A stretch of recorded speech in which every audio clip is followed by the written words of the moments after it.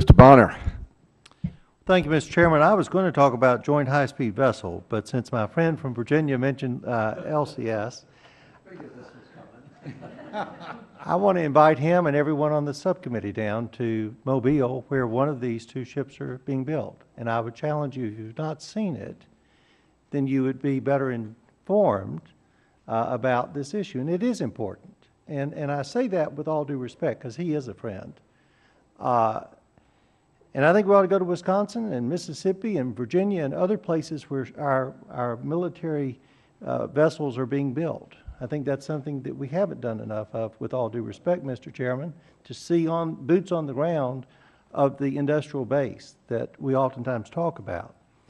I don't think there's been a secretary in my 30 years of working here as a staffer to someone who served as a subcommittee chairman of two different subcommittees on this Appropriations Committee, or as a member of this subcommittee itself. I've never seen a service chief who's been more hands-on, more innovative, more thoughtful of thinking outside of the box, and who has addressed some of the concerns that initially were raised about LCS than the former governor of Mississippi. It was not lost on me, the name of that ship, Mr. Secretary, being your next-door neighbor. But I want to give the Admiral a chance to respond to Mr. Moran's question about the war games scenario. And I want to follow up on what my good friend Mr. Calvert raised as well. You know, I talked with the Bloomberg reporter. He didn't even come to Mobile. And I don't think you really can assess the aluminum hull variant, whether it's survivability or whatever, if you're not going to come out and kick the tires, so to speak. For the record, I never talked to him. Well, no, but I talked to him for over an hour.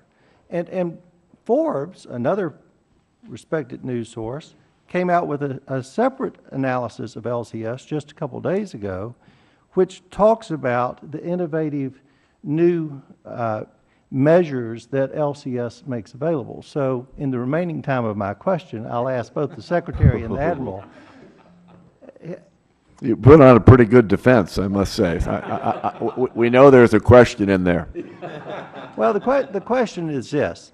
The world's a different place. One of your predecessors was in Mobile a few days ago who was involved in trying to get to a 600-ship Navy. We're not going to be there. We'll hope to get up to 300 ships. But you've said publicly before, Mr. Secretary, that this is part of the Navy for the future. Those are my words, not yours. You were much more eloquent.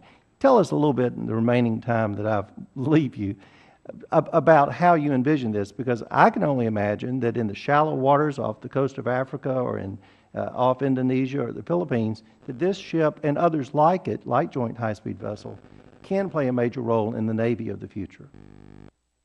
Thank you, Congressman, and I'm tempted to just yield my time to you. That's not permitted, actually. We're going to keep rolling here. All hands on deck. Just mind the clock. We want to get a couple of rounds in here. You're right. This is one of the crucial platforms for us for the future. In fact, LCS-1, the Freedom, arrived in Singapore a few days ago. Both the CNO and I are going out to meet her in Singapore, and we're planning to deploy 4 LCSs by 2016 to Singapore.